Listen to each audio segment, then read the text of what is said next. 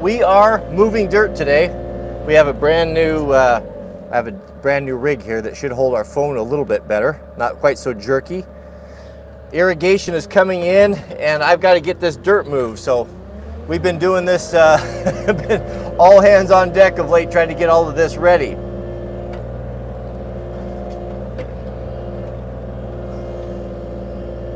Boy, the weather has been beautiful. It's been in the high 70s and 80s. I haven't had water for 24 hours because the irrigation just came in, so I'm imagining that some of the other farms are using it beforehand. I'm always the last one, or we are always the last one on the list, or at the end of the irrigation.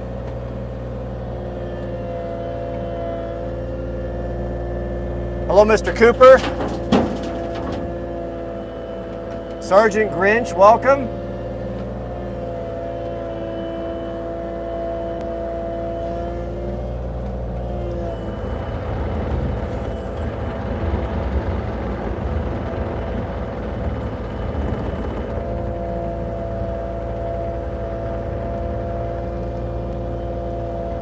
So I do have some good news, gentlemen. Picked up that 250. Now, we've been talking a lot about, well, all winter long, we're talking about maybe a dual sport bike would be a good thing for professional homeowners to have for all the reasons that we laid out. So I was looking for something for Mrs. W that would be maybe 50% street, 50% off-road. And I watch hundreds of videos. This has been on my mind for years now, kind of always trying to figure out what would be the perfect bike where it doesn't excel at any one thing, but just good at everything. And that CRF 250L is very nice. We picked it up, it was the day before yesterday, and I got it all pulled apart. I'm going to do a quick video series for you guys, kind of what to look for bikes. This was requested by some of you, how to get a good one, what maybe you should consider, and how to set it up for the coming apocalypse, right? So I'm going to be doing that. I shot the first part today, and I'll put that up probably this afternoon. But very nice little bike. It didn't, really didn't give me the fizz when we bought it. It's 2018, and I paid. It was adult owned, which is important. I paid $5,000 for it, and it had quite a few nice accessories and all the original parts, which was the most important thing. So I'm putting it back to the way it was supposed to be.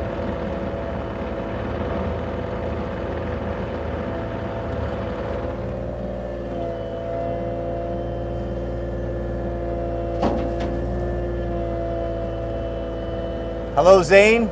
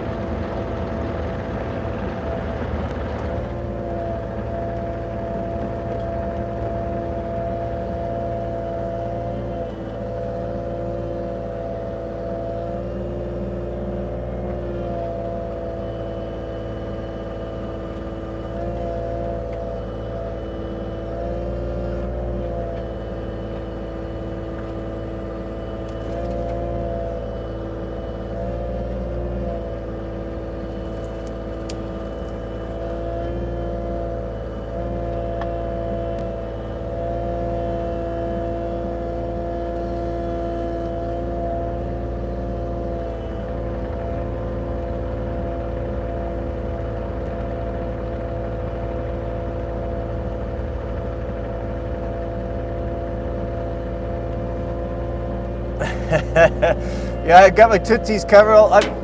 Summertime here, I spend more time with my shoes off than anything else. I like to wear my tactical clogs, so I can go both ways quite quickly without having to untie a bunch of stuff.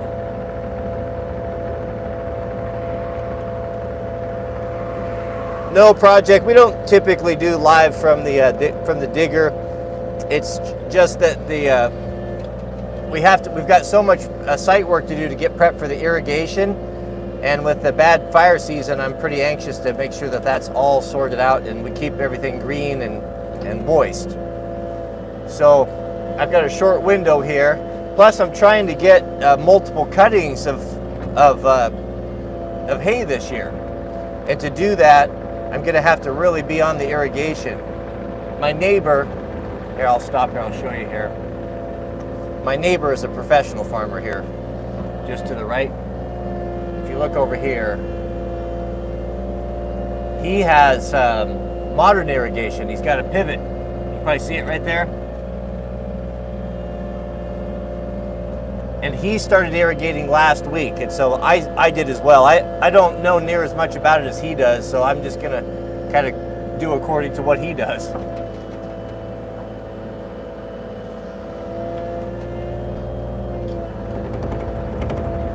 Oh goodness, we have a super chat. Shout out to Kyle B, who says, what are your thoughts on a vehicle base camped RVs or 4x4 campers? What are your thoughts on vehicle-based camping RVs or 4x4s? Well, I think that that's a really good way to go, to be honest with you.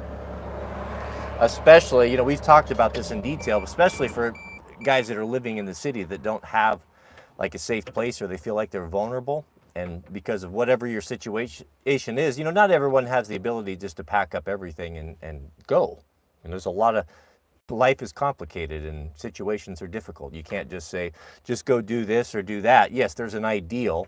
It would be best if you could get out of the city into a place with a few acres and some water and get your garden and your orchard and stuff going. That would be the ideal. But let's say you can't do that. What would be the best way to go, in my opinion? It really depends on your family, how big your family is. And do you have women in your life? Because how I would be able to go, like if I was a single guy and I could, and I wanted to build like an end of time bug out type of vehicle, what would it be? It would be something that first off, it'd have to be 4-wheel drive. It could not, I don't want to pull any trailers or anything like that, unless maybe it was an overland all-terrain trailer. But as far as just regular RV trailer, I don't want anything to do with that. Everybody and their dog is going to have one of those. And everybody and their dog, when times get tough, are going to flee or go to the mountains or out to the country. And they're going to be competing for the resources, competing for the good areas, competing for places that are going to be secure. Now, if you step it up and you go beyond that and you go with like a capable off-road vehicle, 4-wheel drive, like a pickup with a decent lift on it, good tires, locking differentials, all that sort of thing, that's fine. Yeah, that would be fine, but you can't really sleep in it. That's the problem with those things. Yeah, you can put a camper on, but I mean, I don't want to live in something where I got to crawl around on my hands and knees. I've done that before.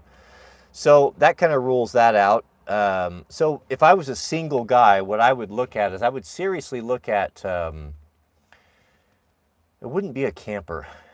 It would be something that would be really, really solid that I could take off-road. Probably maybe a 4-wheel drive van, maybe a quad van, or maybe a full-size pickup with a camper on it, but I want something that was lightweight. The one that I have is too heavy. It's pretty much a pavement queen, and I'm thinking about selling it and doing something a little bit different, because you're not getting off-road with that thing. I don't care how heavy-duty your truck is. But the nice thing about the campers is that if you have women in your lives, they have to have bathrooms. I mean, let's be honest. You know, I don't need to have a bathroom. I can go out in the forest. I'd be happy to go wash up in a creek or a stream, but most of our women folk are not having any of that. They like to have the creature comforts and refrigerator and all that sort of thing. So really, your only option in a 4-wheel drive type of a unit is going to be a truck with a camper. I think that's a good option. For a single guy, maybe something smaller, you know, maybe a 4Runner with a pop-out tent on the top. You know, if you don't mind, if you don't need to stand up in something or have an official bathroom and you want to be a little bit more rugged and have more capabilities, I would look at more of an overland type of rig. So either an overland type of rig that's got a pop-out tent that goes on the top, set it up nicely with water tanks and inverter and all that sort of thing. There's lots of information out on that. There's a lot of people doing that. My second option would be probably truck and camper. Yeah, I think you're on the right track. Plus, you know, RVs are trash, most of them. The ones that we can afford anyway, right? Where, you know, your truck, you know, whatever you choose is, you know, it's going to be pretty squared away. It's going to have a solid 4-wheel drive system, etc. Yeah, 90s Subaru, you know, if you're just a single dude or you're on a budget, those 90s Subarus are super good. Goodness, we have a $50 super chat from Mr. Overton. Overton is looking at motos. I'm hearing a DRZ or a 650R might be better for me. Yes. At 250 pounds, 60 to 70 pounds of cargo, 60% roads and fire roads, public land, shoot up. Yep, exactly. Yeah, you're absolutely on the right track. You're in the same position that I am, Overton. That 250L. Now, one thing we have to be careful with is that this mentality, this American mentality when it comes to motorcycles, that if you don't have like a big 500 or a 650 or one of these big bikes, that you're less of a man. I want to dispel that right away. I don't agree with that whatsoever. To be honest with you, the most fun I've had on a motorcycle, probably in my whole life, has either been on a scooter or like a Trail 90 when I was a kid. You know, those were not powerful bikes, but they were well balanced. Yeah, you can't go as fast as you want. Sometimes you got to go down in first gear and go along slow, but they're really, even a 250 at our weight will get us there. Now, when you're getting up into, you know, I'm like 190, 195 right now, I fluctuate, but when you get up into the 240, 250 range, that's a big dude. You know, I know Mr. Overton's like me, he's over 6 foot. I would say if I were you, could you get by in a 650 or 250? You could, but for maybe just a little bit more, you could get into a Honda XR 650L. I don't know about the Suzuki, the DR400, the DRZs. I've never ridden one just because I just don't like Suzuki. Not because it's not good, it's just that it just never has appealed to me. I've never owned one. I don't know, it's just not something I'd ever buy. I have nothing against it, but I would, if it were me, I would get that 650L. I would make sure, I wouldn't mind even buying one that was a few years old, provided that it was adult owned, completely original, nobody messed with it. I'll tell you guys, if you're buying a bike, if it's got a number plate on it, if it's got aftermarket plastics on it, racing stuff, if it's been owned by a kid, man, avoid that. Don't go anywhere near it. What you want is you want it to be bone stock. You want something that someone bought that rode it around a little bit, just like the one that I just bought. Absolutely mint condition. 700 miles on it. I paid $5,000 for it, and it had a whole bunch of accessories. I'll go into full detail on today's video when I upload that on all this stuff. But if I were you, Overton, I would look at those two bikes. Yeah, you got them nailed. Either the DRZ or the Honda XR650. I'm going to stay away from the KTMs, the 500s, as cool as they are. The maintenance intervals will just eat you up. And if you're not that guy, you're not going to enjoy that. And it's very expensive to run those bikes. They're just high-strung. They're thoroughbred bikes. That's just the way that it is. Excellent bikes, but you know, if you just want to ride and you want to change the oil once a year, get on that DRZ 400, or even better yet, that 650 XRL. And brand new. I was looking at them brand new at my Honda dealership. If you go there now, they're $7,000 plus a little setup. So probably out the door, you're going to be $7,500 for a brand new one. Brand new one. Proven, reliable, awesome bikes. But yeah, I would consider that. I'm excited to get this 650 or this 250 set up and kind of use it on some trips and see how it works. I've always had the real high performance bikes. This is something that's just going to be a whole different animal for me. But yeah, shout out to Overton. Good job. And we'll be discussing this more a lot in the coming weeks here.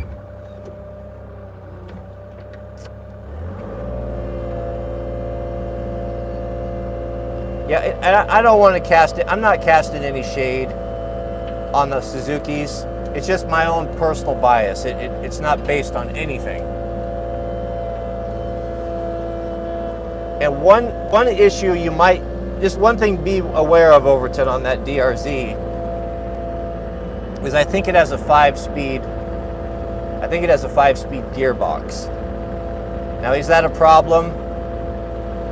No, it's the same thing with the KLR. The joke is the KLR has 6 speeds. 1, 2, 3, 4, 5, fifth, and fifth. Because you want one more, and you're always down there, just like my 300. You're always down there grabbing for one more, and it's just never there. Where I believe this XR, I think that's probably a 6-speed gearbox.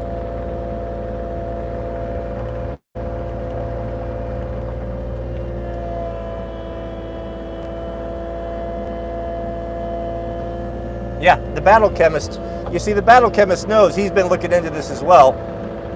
I believe he just bought the same bike. It's a couple years older than mine, but he bought that 250. Yeah, that 6-speed gearbox. It really is important. I'll tell you, from someone who rides dirt bikes and motos a lot, with a lot of guys, we have these discussions all the time. And some guys, we all ride KTMs or Huskies out here primarily. But some guys will go online and they'll like, okay, I'm going to buy a KTM, and they look at the used ones, and then they find one that they get a deal on, and they buy like the motocross version with the short ratio transmission, and they suffer. Some bikes are designed for the track. Short ratio transmissions and long ratio transmissions are a huge thing when you're riding in the real world. So I always buy, like for Huskies, that's why I bought a TE. The TE has that broad range transmission where it's got a low gear, but it's also got a high gear, so that it's a good dual purpose bike.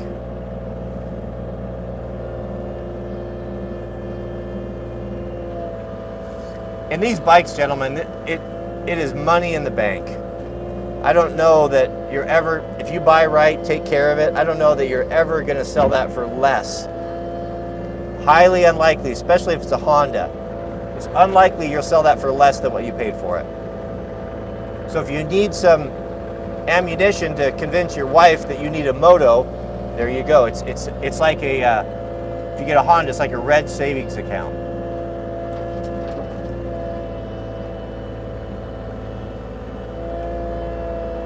Carburetor or fuel injected? The question is, I would prefer carbureted, but I would not get a bike.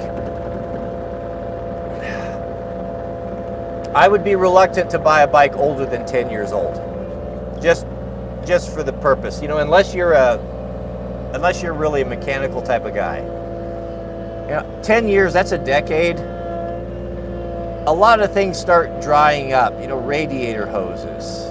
At this time, your suspension, even if it's been taken care of, is going to need to be taken apart and greased, wheel bearings, etc., etc., etc. Just so many motor mounts, so many things that are going to need to be looked at that you can avoid if you can get something that's newer. My 18 that I bought, 700 miles on it, always garaged. It's got no sun fade, obviously taken care of. That's not going to give me any trouble. I paid a little bit extra. Yeah, maybe I paid an extra $600, $500 more on the front end than what I could have got from a different bike, but it will pay dividends in the end. Fuel injected means carbureted is simple. All these bikes that were recommended, and there really is not a lot of choices, gentlemen. It's really down to, I think, for Proho adventure bike, really comes down to just a handful. We're going to have a 250L. We're going to have a 650 XRL. Those are both carbureted bikes. We're going to rule out the 450L. Honda has kind of a funny way of naming their dual sport bikes. If you go on their website, you'll see that they've got 3: 250L, 450L, and 650 XRL. The 450 is more of a dirt bike. It's definitely based off of and has the engine of the R, the race bike. It's not going to be a bike that you can put away wet. It's going to need to be looked after, and it's a high-strung, more of a high-performance bike. I mean, the R is ferocious. Jack has the 450R for his snow bike, And even with the snow bike package on it, that engine just hits and pulls so hard.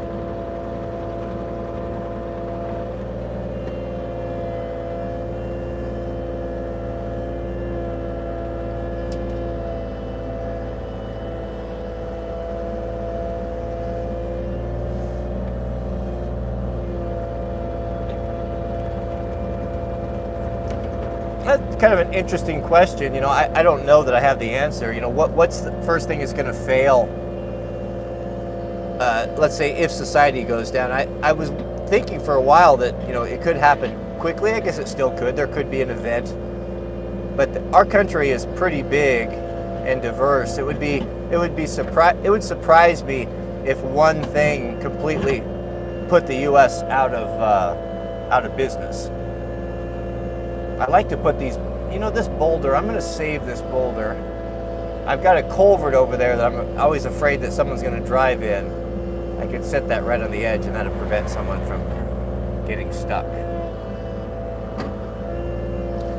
I don't think that that's the case. Our country, as I said, just too big and diverse. It's going to be regional issues. Problems are going to start. What we're looking for is, what is the canary in the coal mine for us? Where's it going to happen first? And that's going to be the inner cities. So we can watch the inner cities and we can kind of see what's going to be on the horizon. What are they struggling with? What's their problems right now? Well, substance abuse and homelessness is a huge problem. Also, businesses going broke, moving out of areas, so all of your choices, the many choices that we've always enjoyed as Americans, that's going to be changing. You're going to have less choices. You're going to get what you get in many cases. We're also seeing increase of violence. So violence, lawlessness is going to be more common. It's going to be a slow burn. It's just going to happen more and more and more as people get more desperate. And as law enforcement, you know, we've always also been able to rely upon calling 911. Let's say you got a problem. Automatically, we've just been institutionalized by this. Yeah, we don't handle our own problems. We call 911. We get a cop out there, right? Which is always about the worst idea you could do. Access to that is going to be limited or non-existent. So when you have problems in the future, you're going to have to deal with them. Money's going to be tighter. You're just going to have to be more self-reliant. Things that you've hired out in the past, things that you've relied upon other people to do in the past, that is going to change. You're going to need to be able to do more of that yourself. So as we go forward, as we're making decisions on where we spend our money and where we live and what we buy and do, always think about, be as flexible as possible. Doing things that give you as many options as possible. You've got a good job? Well, you're lucky. Not everyone has that. Jobs are evaporating quickly. It wouldn't be a bad idea to be thinking about, what will I do if this evaporates, or what kind of a side gig can I do if I get fired or laid off or my company goes broke.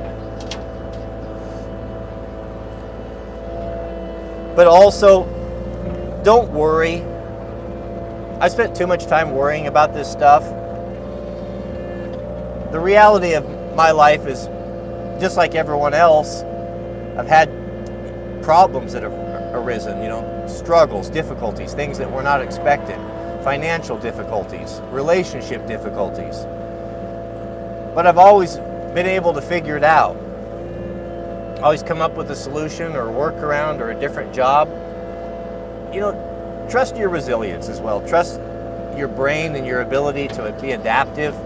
That's one thing that humans, especially American humans, are very good at, is adapting to circumstances and figuring things out. It's just in our DNA. So we'll be all right. All right, let us proceed here.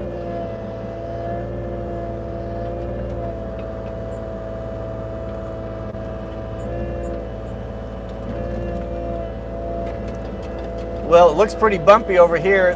Question is how is the footage, the camera so smooth? It's I'm just using an iPhone 14 Pro Max. It has really good stabilization. And I got a really solid clamp system that mounts to the canopy, so it's not going to be moving around on us anymore. Yeah, Colton is exactly right. That's a very good point. You trust God in these situations. Those promises that he gave us, I know I'm a broken record, we go around and around on this, but he promised that he knows what we have need of before we ask. He says, do not worry about tomorrow. You can't change anything. Can you change your height? Can you change your gray hair to black hair? No. He said, sufficient is the evil for the day. What he's telling us is to fear not, get through the day. You've got enough to worry about. Just keeping my commandments and not falling off of the straight and narrow and getting through the difficulties in life that happen just in our daily walk without worrying about things that we can't control too much.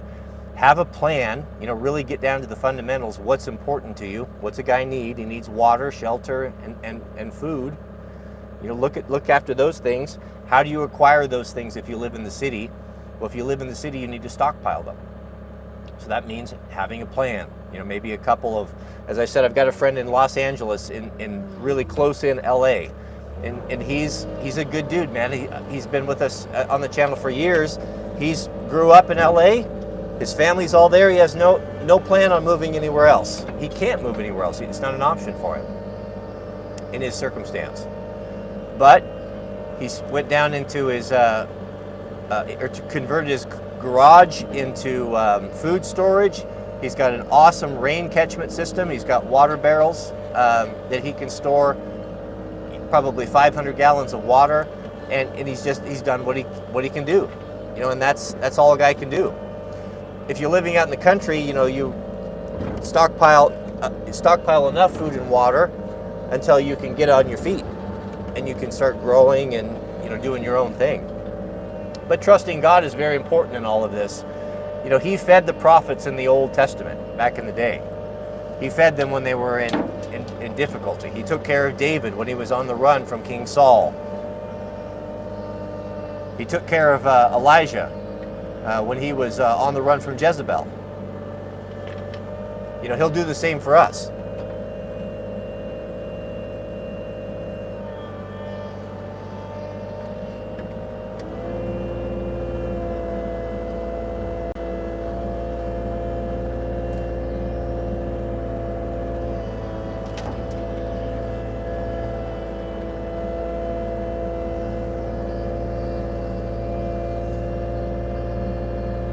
When I get that CRF, that 250 put back together this afternoon, I'll see if I can't rig up some sort of a helmet cam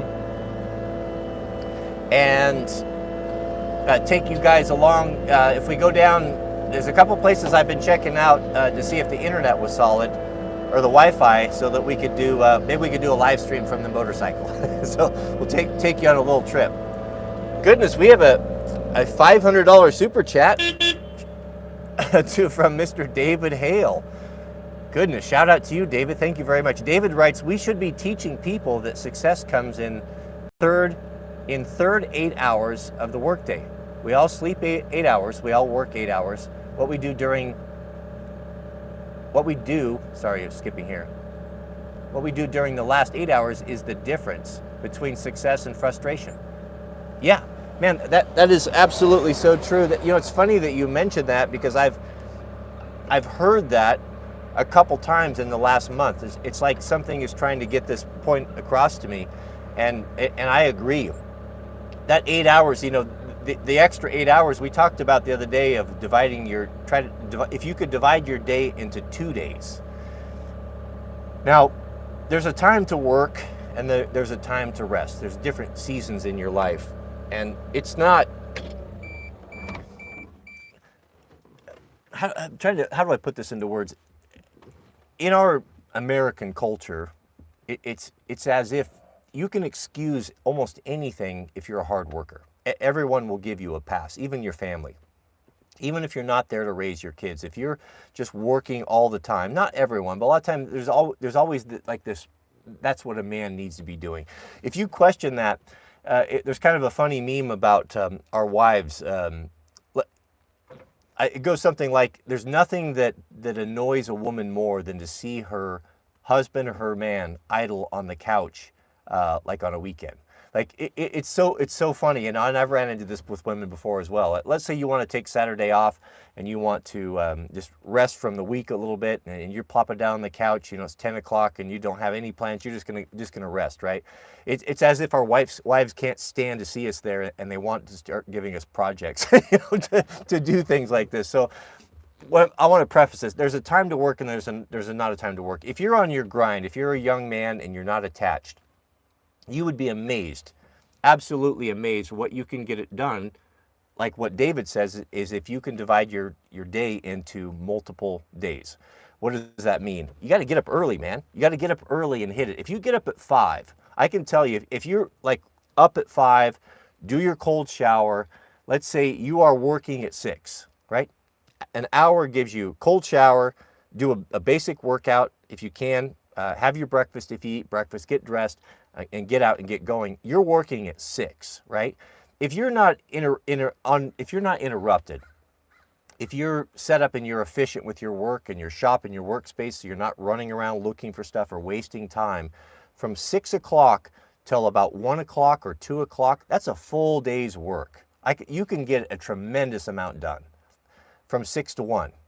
And from 1, and let's say at 1, you know, you take an hour off or a half hour, you have your lunch, what have you, and then you're starting back up at 2, you know, from 2 to 6 to 2 to even 2 to 7, if you're doing your own thing, that's a second day. It's literally 2 days of work that you can do in one day. Yeah, it's a long day, it's a hard day, but if you're a young man, a single man, unattached, I did it, my dad did it, his dad did it, my granddad did it. We all worked that way to get, you know, to get ourselves established. That was what was acceptable. If you are just putting in 6 hours a day, 6.5 maybe, and a lot of that time is, you know, not all that productive, if we were going to be completely honest, you're never going to get ahead. That's what everyone else is doing. It's going to be competitive. It's more competitive now than just about ever.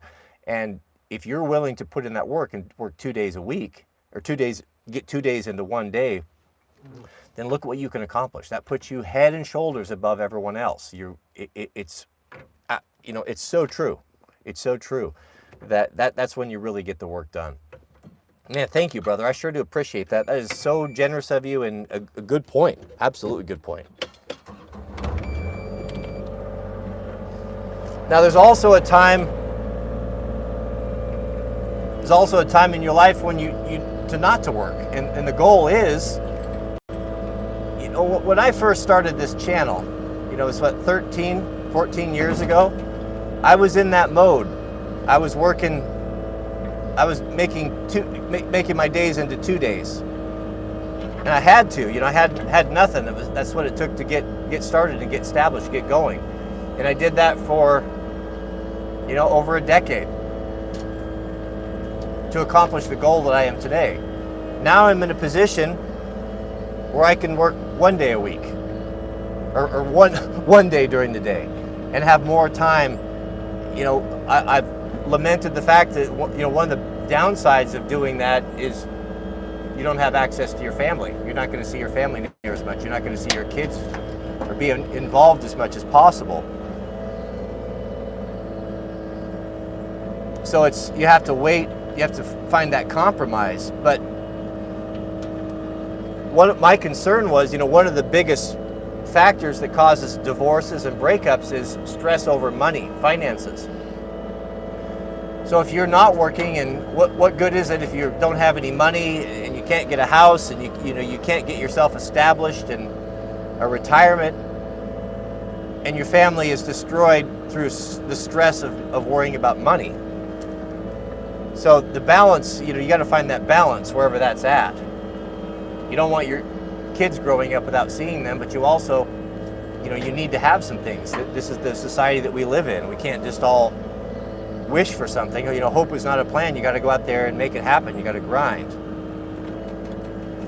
But the goal always is, I'm going to grind, I'm going to sacrifice now so that I don't have to work so hard later.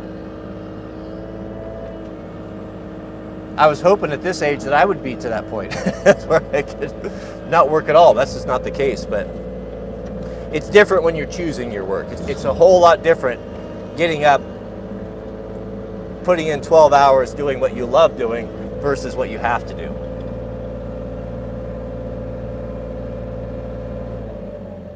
Goodness, thank you, Mr. Hale. Thank you, David. That was so generous of you. I sure do appreciate that. That's an absolutely good point.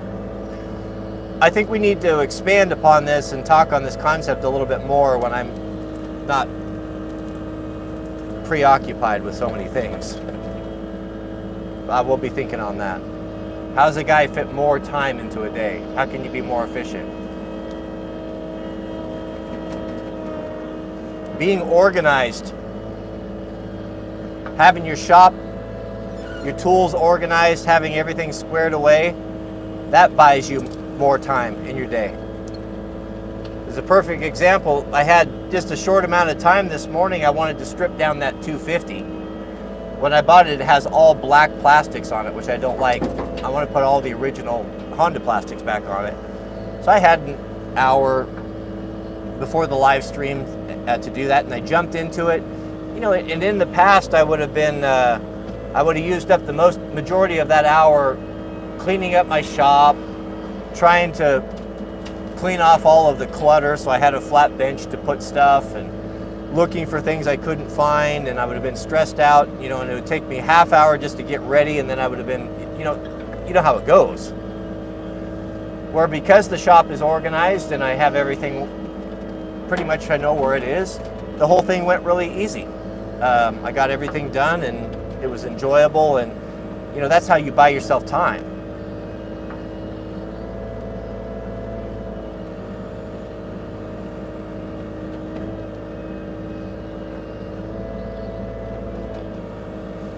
You know, our friend Jocko, the ex-Navy SEAL, the podcaster, a lot of you probably know who he is. He said something that I've never forgot, and that's discipline equals freedom. And you know, I get it. I don't really get into that whole rah-rah, super aggressive David Goggin type of thing, where if you're not up at 3 o'clock in the morning running marathons I'm not interested in that. That wears a little bit thin with me, and I don't really care for it. And when Jocko first started his podcast, you know, there was some of that, and I just really can't really get into it. But he did say that discipline equals freedom, and that's been a life-changing statement to me, because what that means is that if you can get up early and do things properly, be organized, be disciplined in your life, have some savings, have an emergency fund, forego the pleasures of life to do the things that are responsible, that's what ultimately gives you freedom. If you can grind and sacrifice in the early years and build your wealth, establish yourself, that discipline that other men are not going to have, that you are having, is going to give you freedom in the future. Financial freedom, freedom to live and to do what you want, the ultimate freedom. But freedom doesn't come without the discipline. There's got to be a sacrifice up front. And for men, that's the way we are, man. We're not given anything. No one cares about us. Society, there's no safety nets.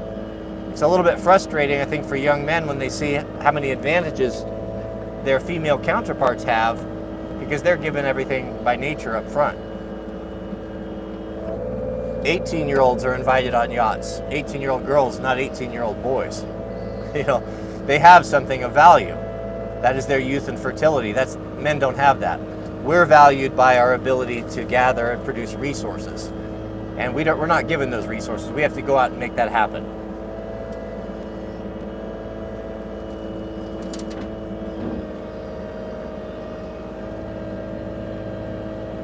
Okay, well, we have a pretty good load there. We probably shouldn't make the mistake of, man, last time we got a little bit too heavy. You know, I'm going to Maybe I should have Mr. Dryad do this for me, and I'll just keep on grading. I'm trying to figure out how I'm going to take you guys with me. Should we just go off the tripod? We'll just do it. Come on now. Let's go dump it.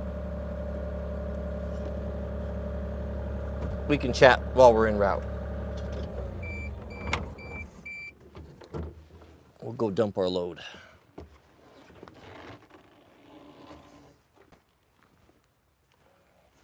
Don't overload the Kangaroo. Yeah, it lifted it no problem last time, but we have quite a bit less this time. We got to get to the dump today as well. Oh, the old miracle truck. It's been a good truck. It's never ever given any problems. I put a front end in it. The front end was worn out when I bought it. 234,000 miles on the original engine.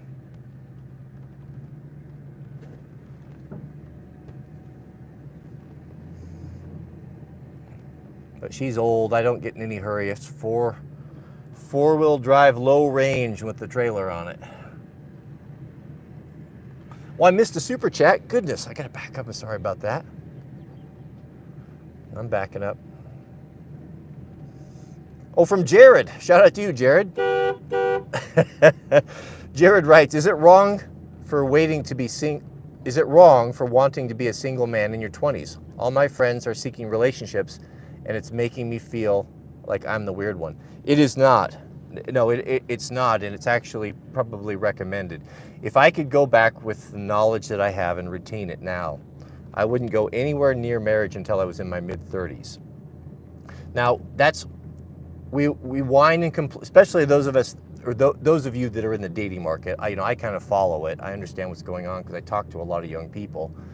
Get frustrated with the dating market because they see how hard it is, and if you're a young guy in your 20s and you don't have a lot going on, these 304s out there, I'm being told, are so selfish, self-entitled, and materialistic that they're not even looking at guys unless they have money or status or looks or height or whatever it is that they want. So I think you can wade into this into your 20s, and what guy's established in his 20s? Not very many of us. You can wade into this and get wrecked out there and settle for something that's not as good as you could get if you were established. When I'm talking about a suitable mate. What advice I would give you is completely avoid it altogether. I know it's easy for a guy that's married in his 50s to tell a man to abstain. But I'm telling you this, that if you can,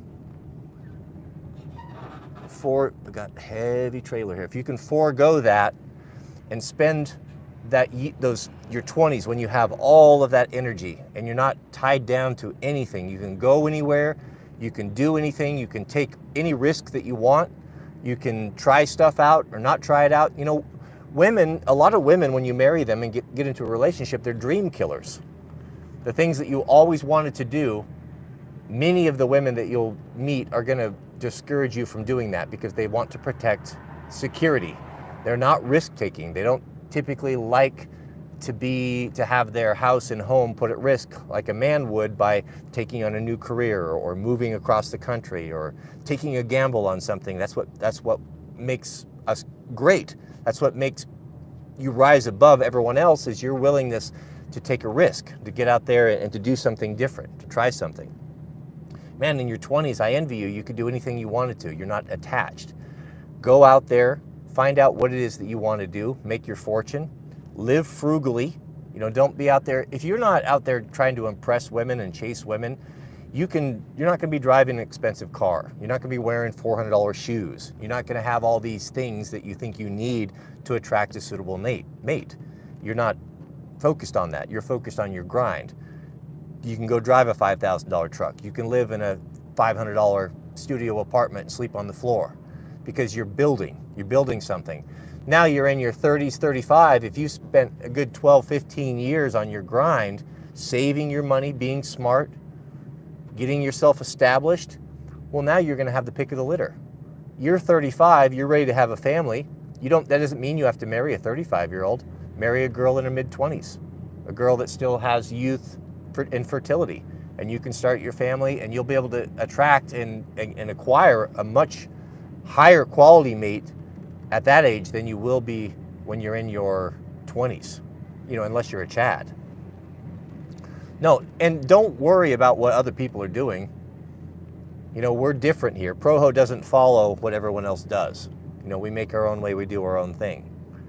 And you just focus on, just figure out what you want to do, and then just laser focus on that.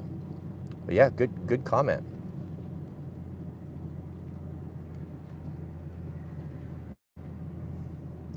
Okay, we're gonna pull up here, and we're pretty close. We're gonna do our next dump. ProHo is short, an acronym for professional homeowner.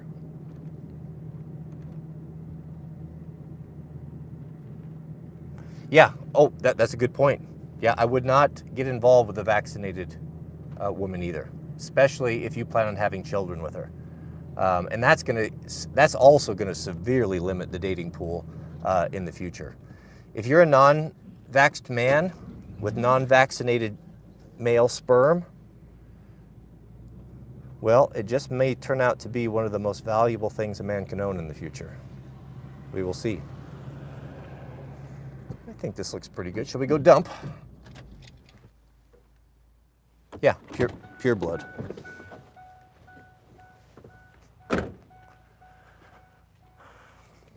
So we don't have any water. So what I kind of do to explain yesterday, the irrigation comes through here and it rolls and floods down across the field. That's how we water everything. As I've said 1,000 times here, I've been driving on this and it's made a depression, and so the water is coming down here and just rushing down there, going across the driveway, and this is not getting watered properly. So what we did, basically put a dirt dam here, a cork, to slow it down. It's a little bit high, so I dumped quite a bit of dirt here, you know, 3 yards or so. And we'll dump the second one right there. So what's gonna be fun, and we'll probably do this on a stream as soon as my water comes in, that when that water's here, it's gonna come right through here and it's gonna run up against this dirt that we hit. And it's gotta make a decision. You know, water finds the route of least resistance. It's kind of like a teenager that way. So it's gonna hit this, it's no longer able to get past this high spot that we just created, and it's gonna start going over and around and re-diverting. So what's gonna be fun to see is that as it comes here, we will be grading according to the water level. So adding, subtracting, and just forcing it to do what we want it to do. It's very subtle. You know, it's just that we're only working with inches here. An inch one way, high or low, makes a big difference. And it almost has to be done by hand. It's just gonna be kind of a slow process. You know, learning the land, learning how to do it. There's a reason why farmers don't do this anymore. It's labor intensive. They use the pivots.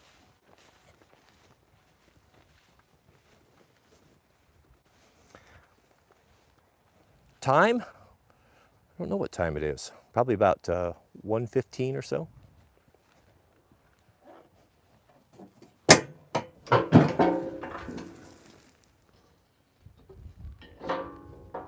Yeah, the Yanmar hasn't been in the video for a while. We'll use the Yanmar for the final grading.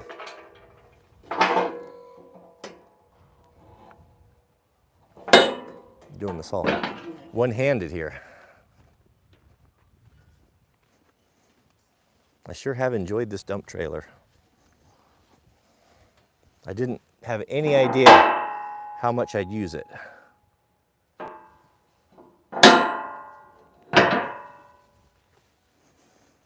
You think she'll lift? It's pretty fluffy. Yeah, if I was a good skid steer operator, I would do that, but I'm not very good at it, to be honest with you. I make more of a mess than anything else.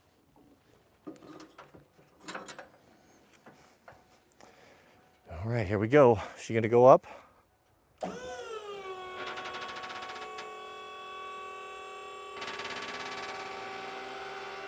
No problem.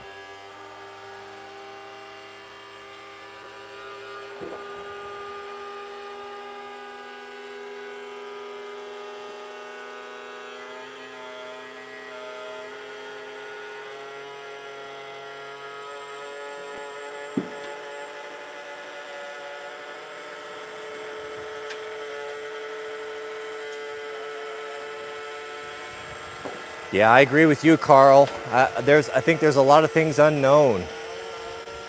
A lot of things unknown. What's so sad is that they seem to be suppressing it, not telling the people. And it's just, I guess it's just the way things are these days.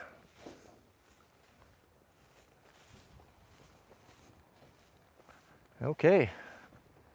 So I can see right in here the low spot.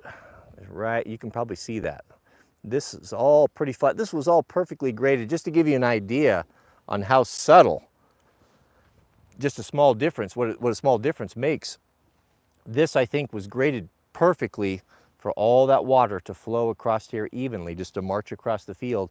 And just me running around in here just over a couple years of using this as a road has pressed that down and created a basically a like a river.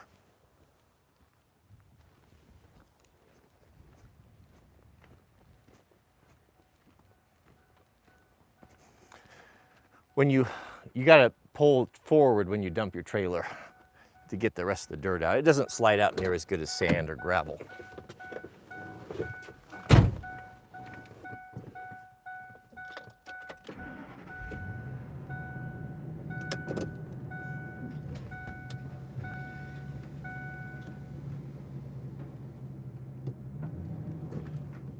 I think we're clear.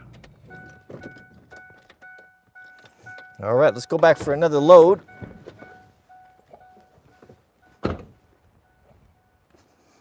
This has a nice feature on the pump. You can release the pressure.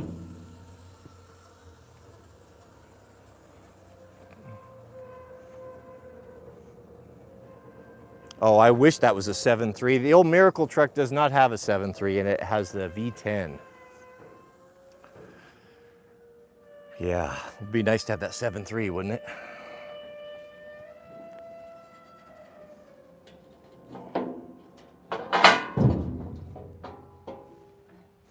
Well, the grass is looking good though, isn't it?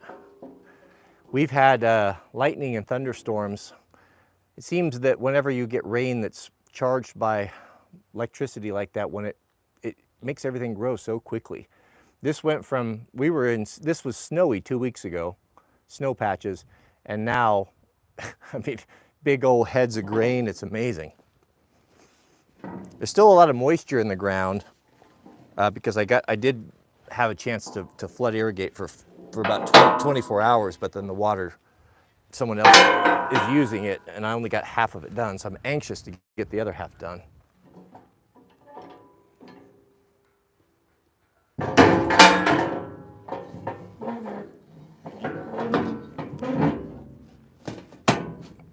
Okay, I think we're secure.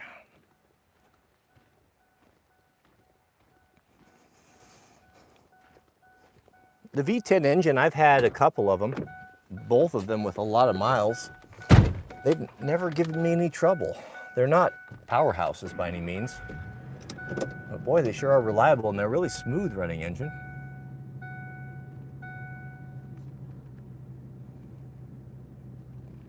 Yeah, that you want to talk about makes everything even worse, talking about as hard as it is to find a TradCon in this culture, and then when you have to single out one that hasn't been vaccinated, you know, what is that? What percentage of the U.S. population is vaccinated, would you say? Probably 80%, 75%, who knows? I'll bet the number of women versus men is significantly higher, because women tend to be more of the hive mind, and they are less likely to be doing their own thing outside of the norm.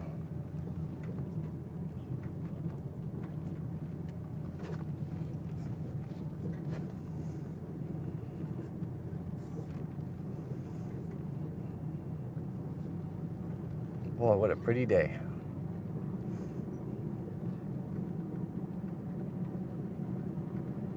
40%? I don't know. I don't know where you got that number. I don't have any idea. I don't trust anything I'm being told anymore. In about half of what I see.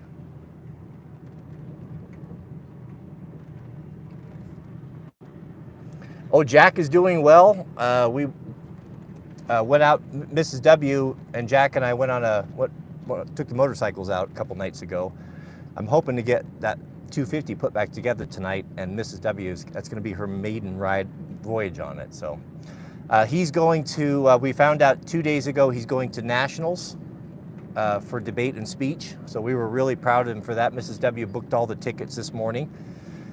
So I don't remember where that is. I think maybe up Michigan or Minnesota or someplace up there. So he's ranked, I think he's ranked 12th. Last time I checked, it was 12th in the country. He's really good at it. It's only his second year, so. Will he win nationals? He has the talent. I don't know if he's got the experience, but I guess anything's possible. We will see. It's going to be super exciting. It's something that I didn't know anything about. I was not an academic person in school. I didn't like school, wasn't very good at it. I more enjoyed working with my hands. Jack's the other way. He's more like Mrs. W. He's a lot more intellectual. It's crazy, I'll tell you, having the conversations that I'm able to have with my son now. You know, they tell you that it always goes by so quickly. It does. But he was just a little kid with little kid ideas not too long ago, and you know, now he's 18 and he's arguing at the highest level with some of the smartest kids in the country, and able to do that. I'm glad he took after his mother. Goodness. Oh, we have a super chat from Dr. Prepper. Shout out to you, Dr. Prepper. Good to see you here. Who writes, at work, but wanted to ask about you about the feelings on the book Return of the Gods. I read it, disturbing, hard to argue many of the points. Yeah, that's a book that you, gentlemen, that's a book that you probably want to read. Go to your library. You can check it out. Audiobook is Return of the Gods. Maybe one of the, oh, that big old rock. Remember that rock that I set aside? I just about ran over it. You see it? I think we'll go around it there. But that's on the official reading list. That's a book you should read. It's very timely and appropriate right now. Return of the Gods. Very, very well written and hard to argue. What do I think of it? I think that it's, I think there's a lot of truth in it. Some people have went so far as to say that it may be, you know, inspired. I don't know if I would go that far, but it gives you a great insight as to, basically what the book is about is what happens to a nation when they turn away from God and what has happened in the past. And we have a lot of history to pull off of. And this guy that wrote it was a Khan, I believe is his name, last name, laid out, made some pretty compelling arguments and made some good points about how the old gods are returning. You know, once people turn away from Christianity and the Christian faith, what happens to society? And we have many, many examples, and we're basically following the footsteps. He lays it out and gives you a lot of insight of what you can expect and what's going to take place in the future. So I would encourage you, even if you're not a reading type of guy, if you're not that guy, audiobooks are pretty awesome.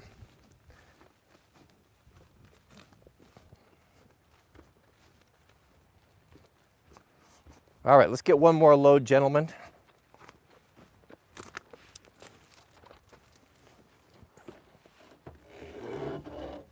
Okay, can I put you back on the mothership here? All right, let us proceed.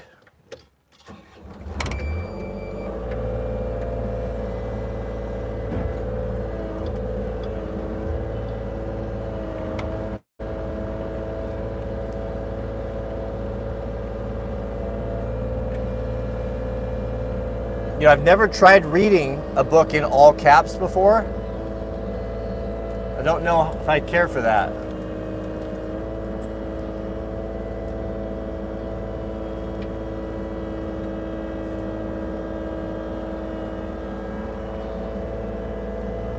I'm happy to say that the quick attach is no longer leaking. The repair is held so far, or the tightening of a hose.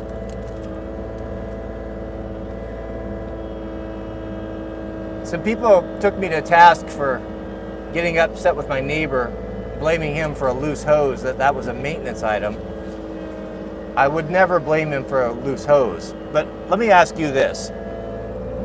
If you borrowed an excavator from someone or a piece of equipment, and while you were using it, it developed a leak or a problem like that, would you return it without at least mentioning it or trying to repair it or offering to repair it? Or would you just hope that he didn't notice? And the reason, in my opinion, when I got in there, it had been so abused in that someone had just been digging. I don't know if they used it to split firewood, but they had mashed the whole front bucket into a lot of wood so bad that I couldn't get the clevis unspun. I had to use a tool for that when it should be finger tight. They pressed in so hard that they broke the grease zerk, tore that all up, and that's metal. And when you're doing that, you loosen stuff up. Branches and sticks can get in there, and so I don't think it unreasonable to expect it to be returned, not broken.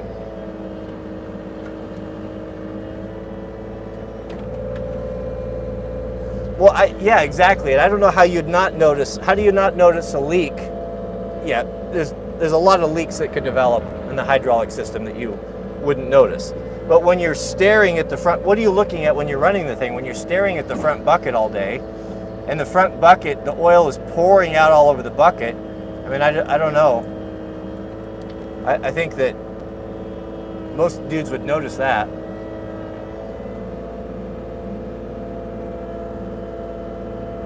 Oh, goodness.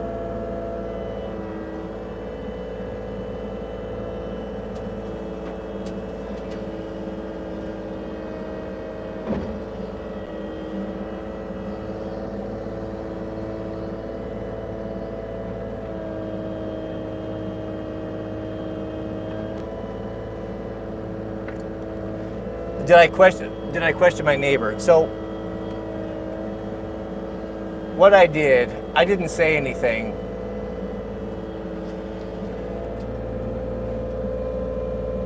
I didn't say anything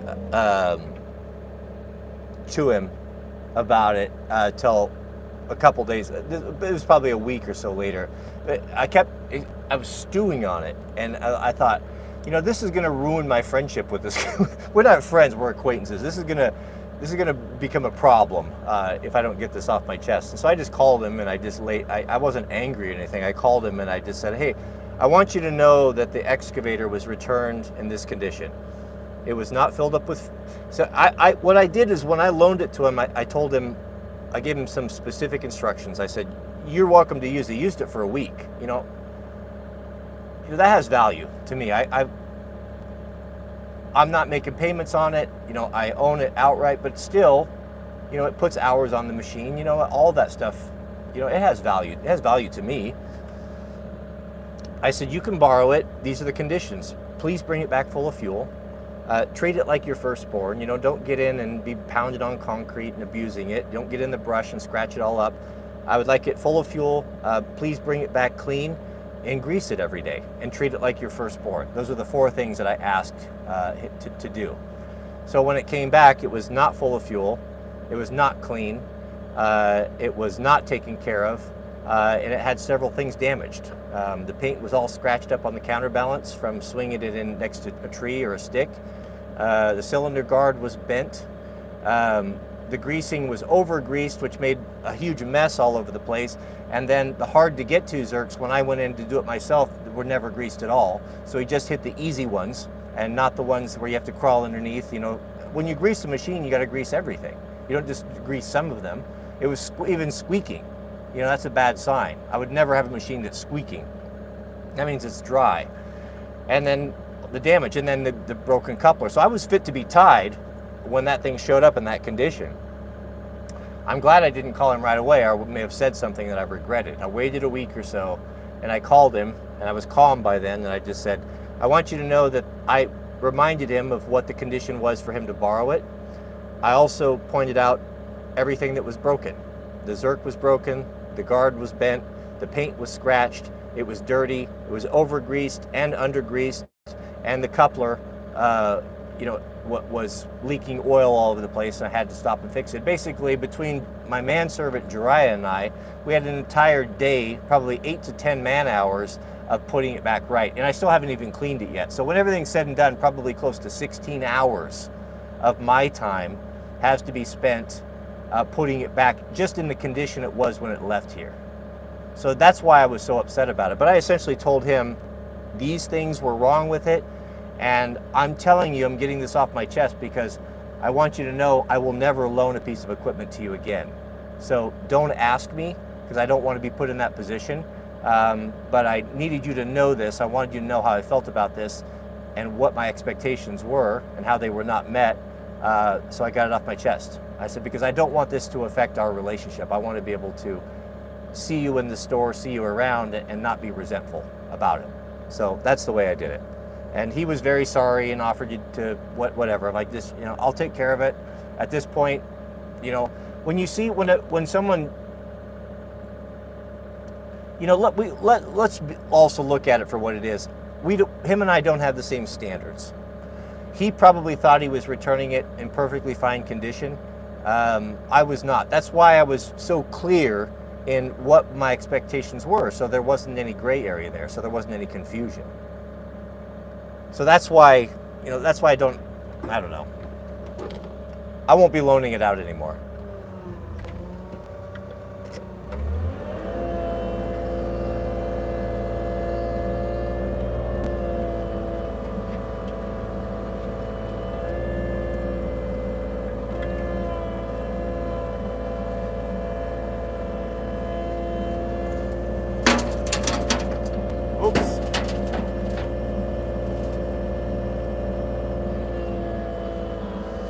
Yeah, I think that was the best way to go about it.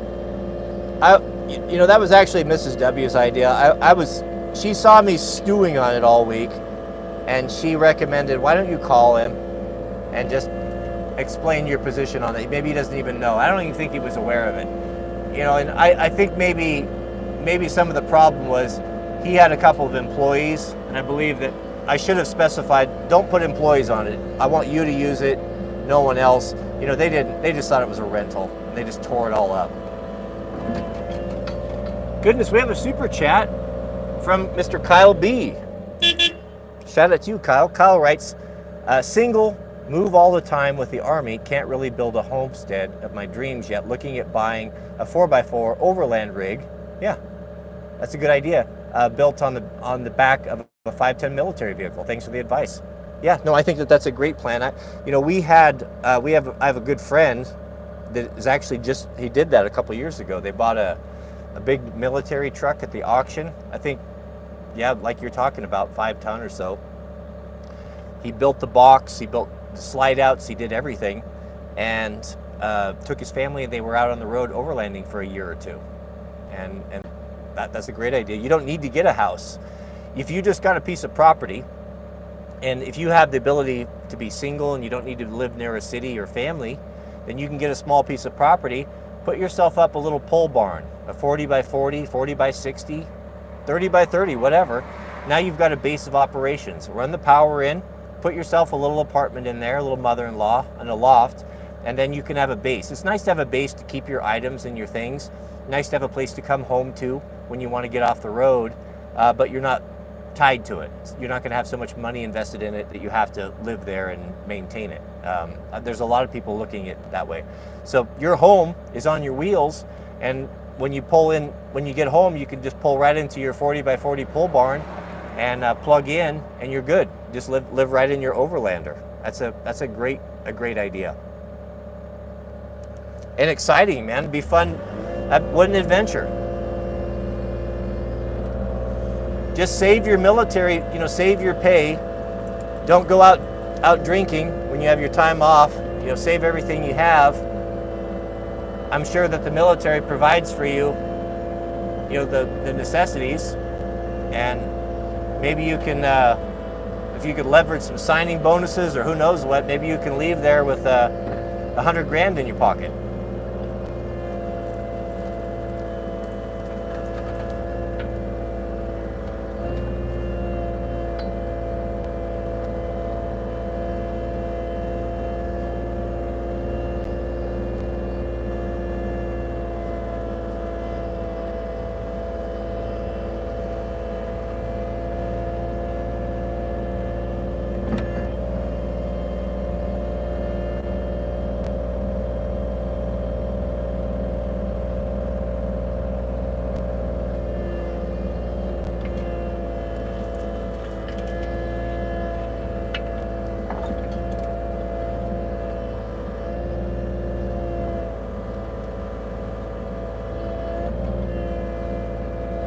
Oh goodness, we have a super chat.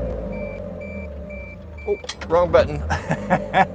Super chat from Mr. Eric Johnson.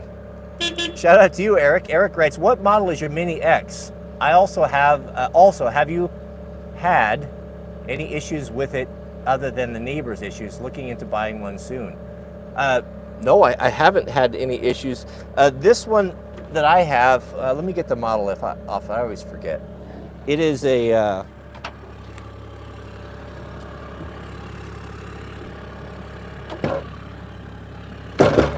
it's a Cat 303.5 E2. 303.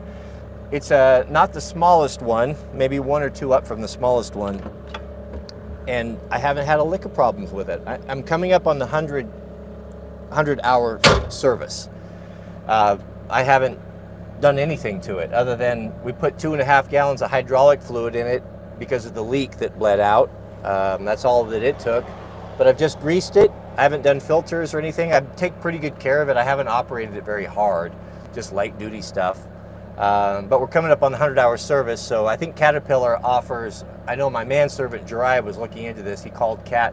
I think they offer like a kit where you get everything that you need for the 100-hour service.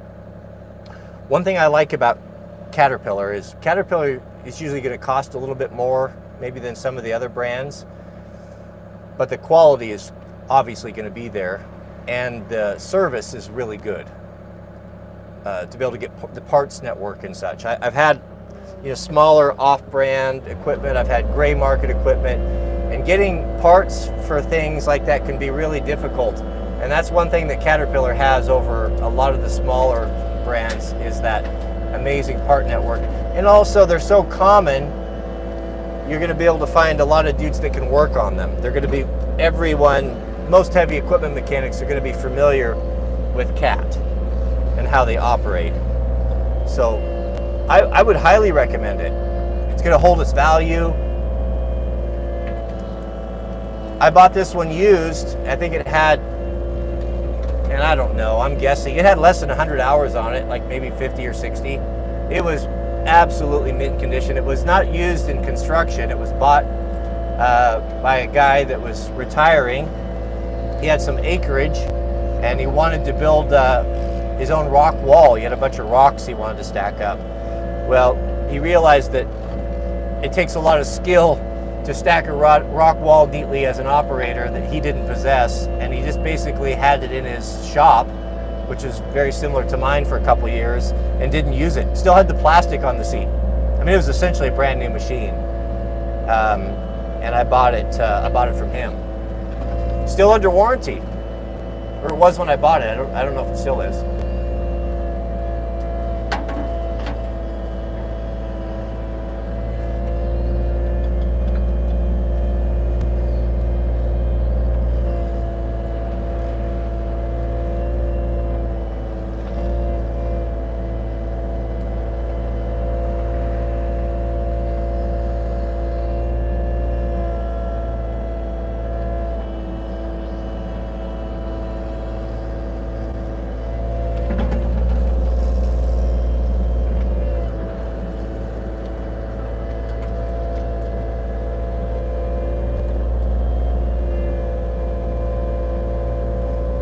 Goodness, we have a super chat from Mr. Dr. Prepper. Dr. Prepper writes, would love if you started a stream once a week with a deep dive on the biblical topic similar to dietary restrictions you recently went over. Is it possible? It is possible. I've actually been thinking about that, Dr. Prepper. I think that's a great idea, something that I've been wanting to do. Mrs. W actually brought that up and asked me if that's something that I would want to do. I'm reluctant to do it. I'm not qualified. I'm not a trained theologian or official pastor or anything, and there's a lot more knowledgeable people out there than I am. So I would definitely do it. I think that would be something that I would like to do, like maybe on Sabbath morning, where we do it. We have a topic, and if you guys knew about it ahead of time, hey, we're going to be discussing this the coming Sabbath. And this is maybe read ahead or give you some basic reading so you have an idea what we're talking about, and then we could discuss it. But yeah, that's something that I will consider. I've got so many things going on. I'm reluctant. So it's been hard for me this week just to keep the live stream going with all this irrigation stuff going on. I'm going to consider it though. Yeah, I think that's something that we should do. I agree. That was interesting to talk about the dietary requirements of the day. I enjoyed that. Yeah, thank you for that recommendation. I agree. I think that's something that we should do. I think once a week would be feasible.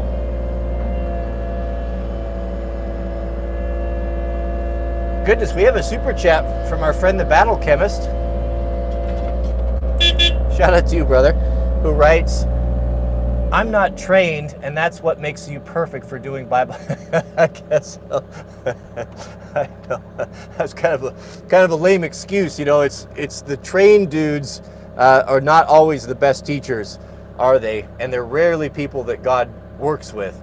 If we take the 66 books as an example of how God deals with men, how He teaches and gets the knowledge of Him across to His children, He doesn't often use high and mighty people with advanced degrees and stuff. He tends to use the least of people for the very reason that way, if anyone were to benefit from the theological discussion coming from me, then I would know that I would not be able to take credit for it because I don't possess it, that it would be a direct a working of the Holy Spirit. So yeah, I think we're probably on safe grounds with that. But I also know that anyone that steps up to take on that put on that mantle is going to be held to a higher standard, and that gives me that makes my blood run cold sometimes when I think of the judgment. And thank you, brother. I agree. You're right. If we wait to be qualified, we'd never do anything, would we?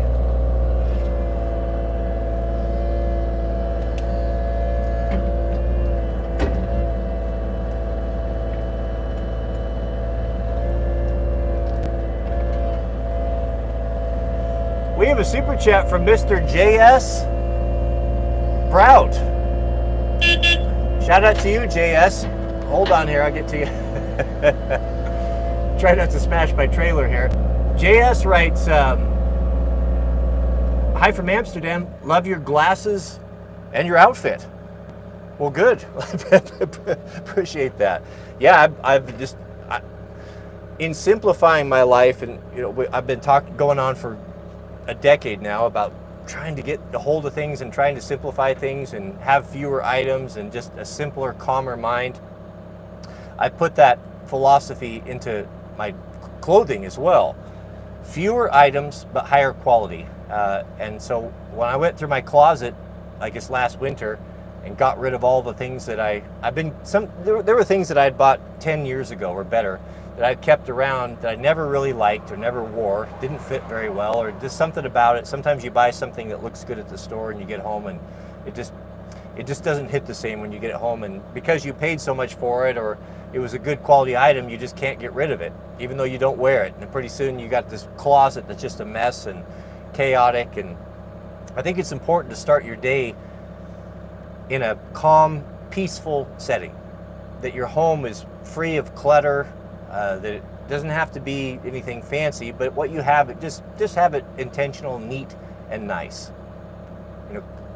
that makes a big difference for me. And so when it came to clothing, I decided, well, I want to wear things that I know where they're made, that are made high quality, the best quality they could be, not for fashion status, but just for longevity. So that if I spend, a couple $100s on a flannel shirt, I don't mind doing that, but I want that flannel shirt to be still wearable and in good condition in 20 years, 30 years. So you don't end up spending any more money in the long run if you buy quality. You have things that are nicer to wear, fit better, and that will last a long time. Many of the things that I have will be able to be handed down. So I went through and I cleared everything out, started over, and just went with a good quality brand. I wear Japanese denim. My clothing are made by a company called Ironheart in Japan. Everything is organic, or not organic, everything is made by normal people that are being paid a living wage. Enough money where they can provide for their families. They're made from the best materials, made the old way with the old looms, like the old Levi's were made, whether it be the denim or the flannel, everything that they source is just the best that it can be, made to last a long time. And so it has a unique look to it for sure. But thank you, brother, I appreciate that. We have a super chat also from the Young Gun 995. Shout out to you, brother, thank you. Young Gun writes, as a heavy equipment tech, my favorite excavators are Komatsu. You don't need a computer to work on them. Everything in the screen in the cab. Yeah, that's really a good point. When I bought my first excavator that I had was a Hitachi, and it was all manual. It had an instrument cluster, but it wasn't all computerized. The throttle was a manual throttle. It was on a linkage. So when you wanted to hit the throttle, you pushed a lever to throttle the engine up. Nothing can ever go wrong with that. Well, fast forward, 15 years later, 20 years later, I guess, when I bought my second excavator, when we were doing the off-grid place, I bought the same 120 Hitachi, but it was much newer. And it was all computer controlled. And goodness, that thing gave me the wheelies if I thought, boy, if that computer goes out, one, I'm not going to be able to work, and to be able to, it's going to cost a lot to replace that. One little thing can go bad, one little diode or resistor, whatever's in there, and then it'll take out a whole system or multiple systems where you can't even run the machine. I run into the same problem with these newer ones. That's the way it is. Komatsu, even back then, they were always a little bit slower to adopt that technology, and they make a good machine, but a lot of those manual, those old school deals, yeah, I'm not surprised as a tech. I'll bet you hate that stuff. Is there anything worse than diagnosing electrical issues that are wiring buried deep under a cowl somewhere? It's a difficult job, and usually those guys have to do it out in the field, which is really tough. Yeah, that's a good point. Yeah, Komatsu makes a good machine. I've ran a lot of those over the years. We have a super chat from 74 Stev DC. Shout out to you, brother. Where's your horn? Thank you for your generosity. Devin 74 writes, Starks E dirt bike 80 horsepower. Bet you would like it. Son just got a Suron. It's fun. I think the future is going to be in those electric dirt bikes. I have a friend that I've ridden with for a long time, and he recently bought a 300 KTM Husky, one or the other. And he was telling me, yeah, he goes, I think that my next dirt bike is going to be electric when I finally burn through this one. Problem for me with those is they don't have the range, but they have a lot of other benefits. I don't think the tech is quite there yet, but it'll be there soon. Electric e-bikes are super good right now. So I would imagine the motos will follow. I think I even heard, what's going to make the difference, gentlemen, with the electric motos is when they start racing them. Because the crucible of racing, motorsport, is what drives innovation. These wonderful high-performance KTMs that we enjoy are a direct result of that racing pedigree and things that were learned on the race course. Durability, reliability, function, speed. Competition drives innovation. I don't follow indoor like motocross racing and all that stuff very much. I'm more of a trail guy. But I think I read somewhere, well, there's a bunch of debris in here I think we should try to shake out. I read that in one of the main classes, maybe the 250 class, that there was a push, or maybe they were going to mandate that the bikes are going to have to be electric. Once that happens, you know, once you see companies like Honda making production electrics to compete, you know, in the race world, then we're going to really have something. Oh, there's a lot of trash in there. It's hard to pick through the trash with the muck bucket. The thumb, this is called a thumb. The thumb is designed to use with a bucket. A tooth bucket. Actually, let's just go grab it. Either I'll pick it out with this now, or I'll have to pick it out by hand later.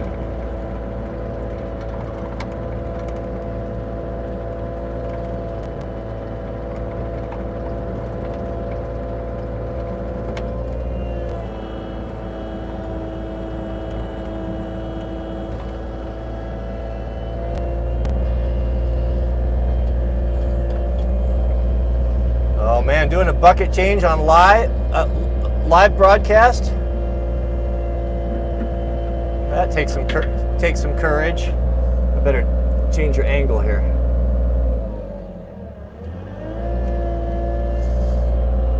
When I was in the trades doing excavation, I worked for a couple companies.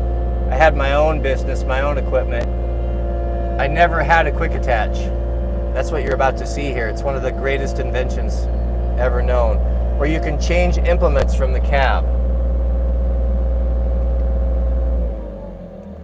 I used to have to get out and push the pins.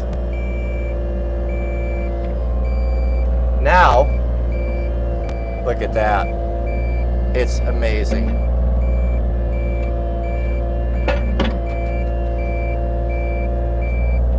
And lock the wedges. And we are good. You always want to check when you do a change of a bucket like that. You want to check it, do a full rotation, make sure that those pawls caught those pins. These things are heavy. If you're working with other men, you wouldn't want that to fall on them. And that's happened before, where a bucket will not be completely attached, and you'll lift it up and curl it, and it'll come loose and fall on a man and kill him. Super dangerous.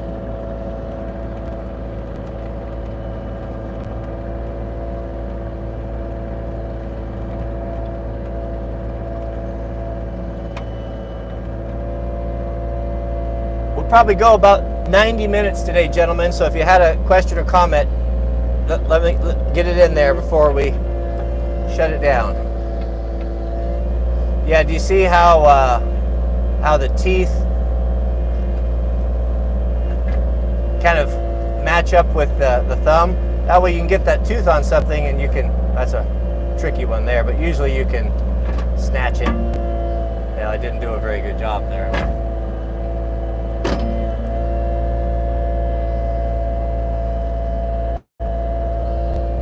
So what I'll do is when I get these sticks, the brush, I just put them here in a little pile, and then we come by later with the truck or the quad and put it up to the burn pile.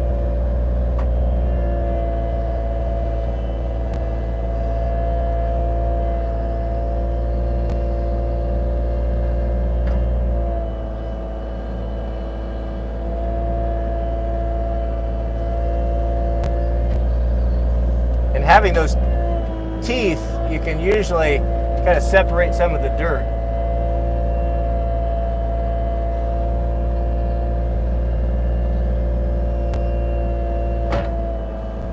Probably be twice as fast for me to get out and just pick it up by hand, but you get lazy in the operator seat, especially when it's cold outside.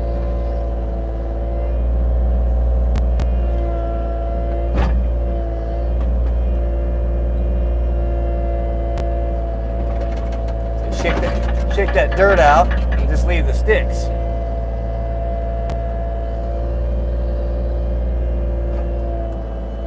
That little meager pile.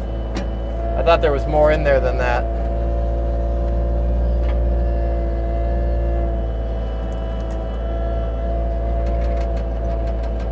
Shake out your dirt.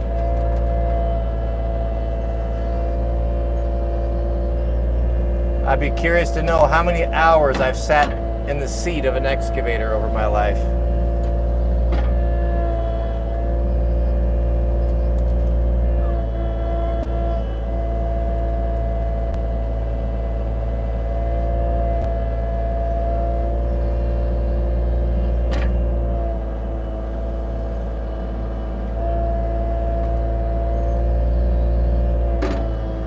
Rake through that.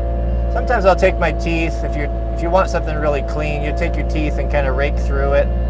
Just like a big forest rake, you can't do that with a smooth edge muck bucket. It brings all the dirt along with it.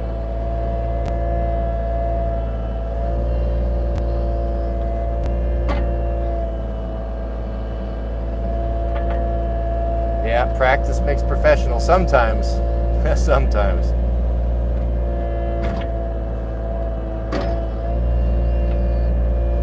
Pull through there, see if there are any other nasties.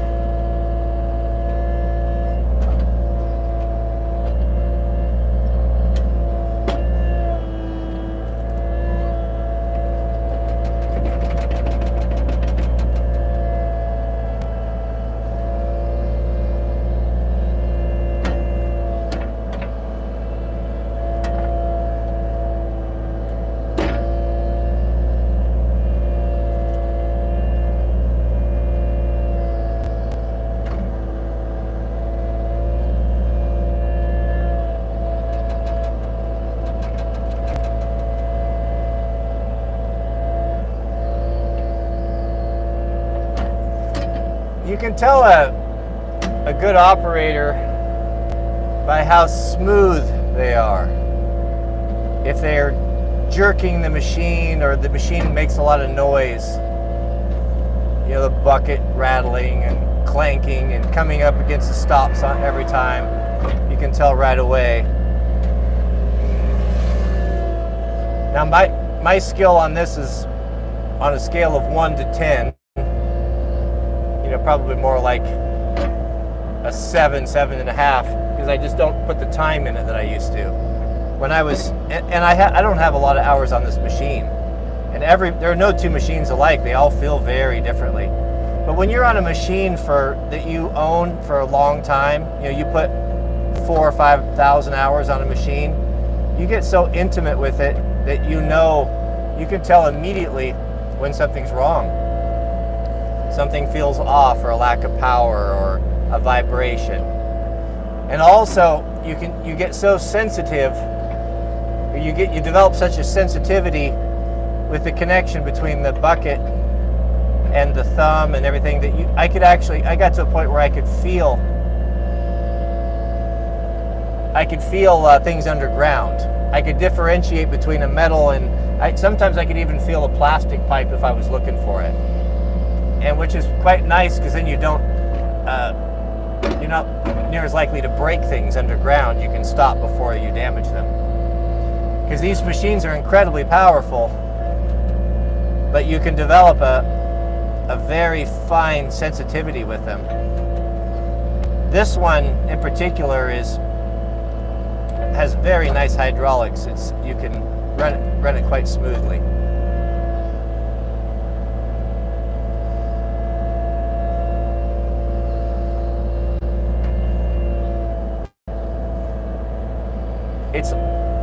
It always reminds me of kind of like having an exoskeleton that you can control and do whatever you want to do, but with this incredible power.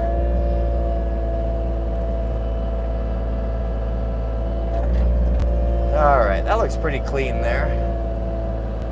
Yeah, there's another one.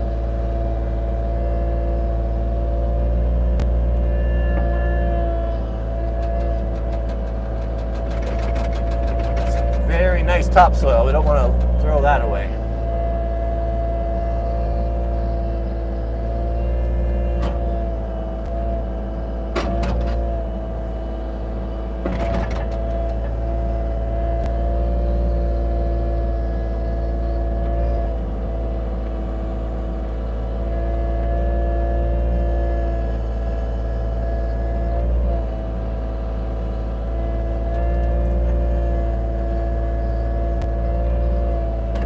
looks a lot cleaner.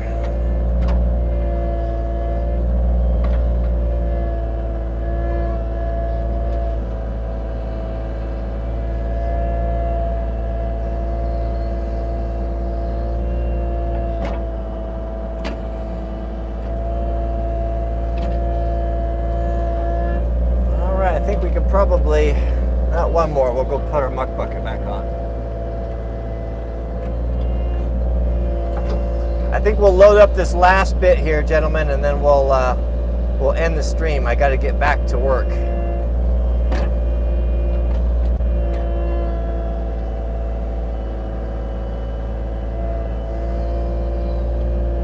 I'm excited to share the motorcycle with you. I have it, as I said, I've got all the video of the part 1, and I've got it all torn down, everything off of it down to the frame and engine and everything. So all the plastics off of it for washing. If Mrs. W is going to be riding that, I want to go over everything, make sure that it's operating, everything's correct.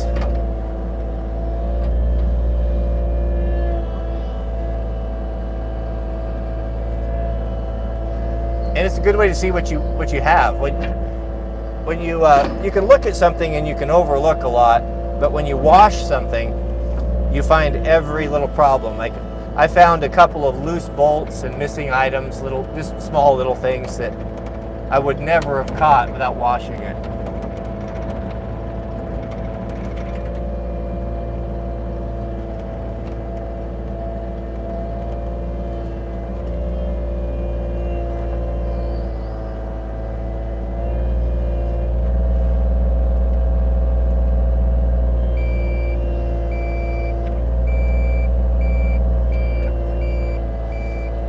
Unlock it, you have 10 seconds to engage before it closes and you have to start over.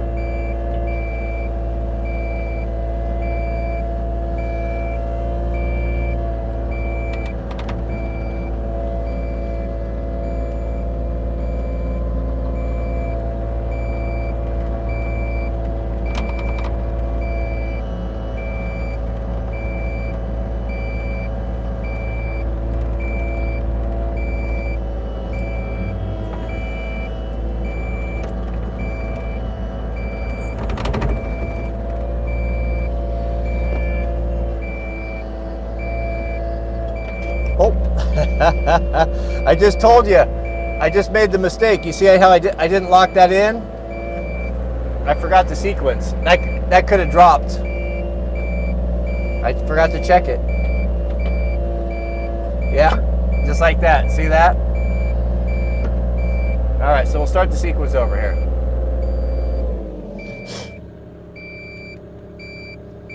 This was obviously designed by engineers, and it's so unintuitive.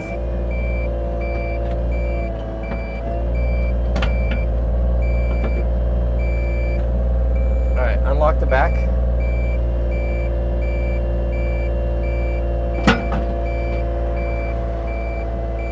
Now lock the wedges.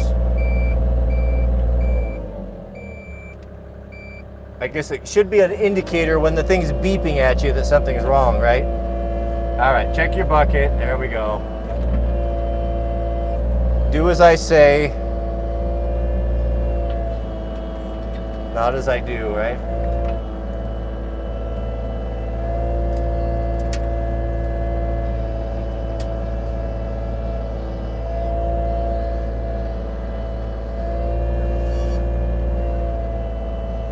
The other thing that takes a lot of years to develop is to be able to pull grade.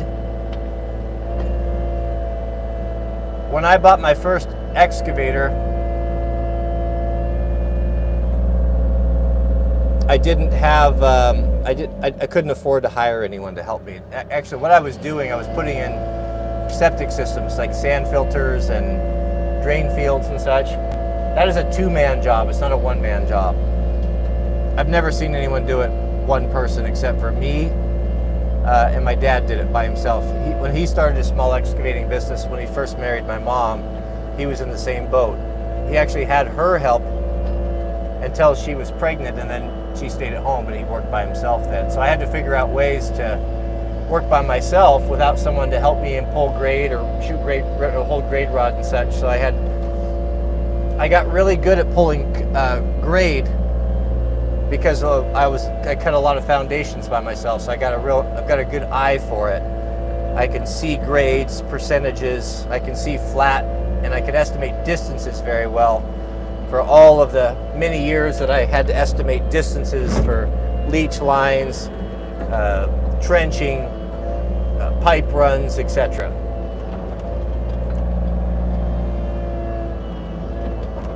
But pulling grade, meaning to be able to make a flat cut with a machine, or in the case of laying pipe, a grade percentage is something that takes a lot of time to develop. Here, I'll show you what I'm talking about. And I'm not saying I'm the best out there. I'm not the best guy. There's a lot better guys than I am out there that do it every day. But when I was doing it every day, I was good at it. So when I say pulling grade, if you look down there, you see that I'm not getting into the dirt of the existing field. I don't even disturb the grass. So when I pull this across here, I'm just staying above it, and I'm just trying to scoop the dirt off of the grass. You see all the little tufts of grass there? So you don't want to, the machine's sitting a little bit crooked, so I've got to overlap the bucket. But you can see there, you can get to the point where you can pull almost a perfectly flat grade. Now, a guy can go through there with just a landscape rake real quick, or just kick down the high spots, and that grass will grow up and you'll never know anyone was here in 3 months. Where you get in there and start tearing up the grass, you can cause yourself so much more work.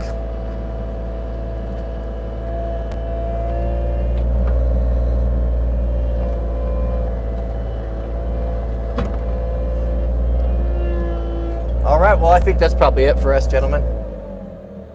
I sure appreciate you guys hanging out with me. And goodness, we have thank you, Mr. David, for that generous super chat. Incredible. I really do appreciate that. It means a lot to us. Yeah, that's it. So the rest of the week we'll probably be out here. We'll probably be out here tomorrow. I don't know when my water is going to come in. I'd like to get all this dirt placed this week before that happens, and then we're going to have a good time when that water comes in. We'll definitely be streaming out there. So we'll see how our grading did, what it does. We'll have everything on hand, and we can add or subtract. And just as that water marches across the field, we'll just be making adjustments. And if we can do it right, we'll get it perfect so that when we open up those head gates, we won't ever have to do this again. It'll just naturally irrigate all the fields, free water, no electricity, using the old system with gravity and the will of God. It's a little bit extra work, more work, but I'm in a nice position here where I'm not on a tight margin like a lot of farmers are, where you have to maximize production and it's all about inputs and outputs. We can have it a little bit more of a hobby, which is really, really, really nice. Discipline equals freedom, gentlemen. Discipline equals freedom. Work hard when you're young and make the sacrifices then, so that when you're in your 50s, in your 60s, you can do these sort of things. You still work. I think a man should always work and be productive, but you're not under the pressure. You're not under someone else's thumb just to be grinding and tearing yourself up. You can work at your own pace, and for the first time in many men's lives, you can actually enjoy your work, which I was not always able to say that. I sure do appreciate you guys hanging out with me. May God bless you and your families. Please keep us in your prayers. Oh, I missed a super chat. We have a super chat from Mr. S. Psy Guy. What time do you normally start the streams? 12:30. 12:30 Monday through Friday. I didn't do the stream yesterday. We had a little irrigation emergency. I thought water was going to be coming in. I wanted to have it ready. But if you guys don't mind being out here with me and the low production quality of the phone live streams, then I'll continue to do those. And also to build on what Dr. Prepper suggested, maybe a weekly or 1 day a week, maybe even we set aside one of the streams for a topic, get into God's Word on a particular topic. So let me know in the comments, you guys be thinking about that, get with the middlemen. If there's a particularly thorny or difficult Christian topic,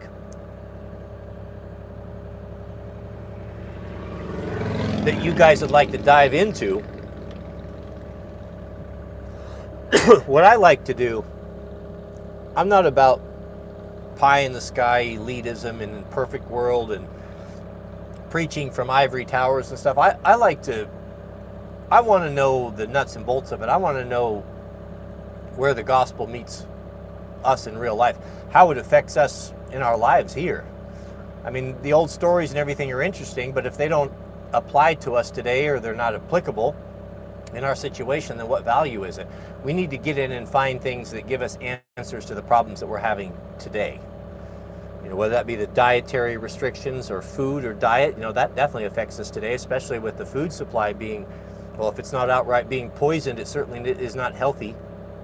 We have a compromised FDA and federal government that is pushing things out to us and to our children under the guise of being healthy when they're not healthy, when they're just being pushed out because they're supporting their friends who own, they're making one another rich.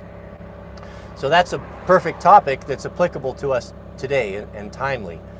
So if you have something like that you'd like us to expand upon, and we're here learning together, gentlemen. I'm not up here on any high horse. I'm not up here on a pulpit talking down to anyone. We all have the same struggles. We all have the same problems, and we all want the same thing. We want to have a healthy, happy life. We want to have our family healthy and live in safety, and we want to someday be back in the kingdom with God.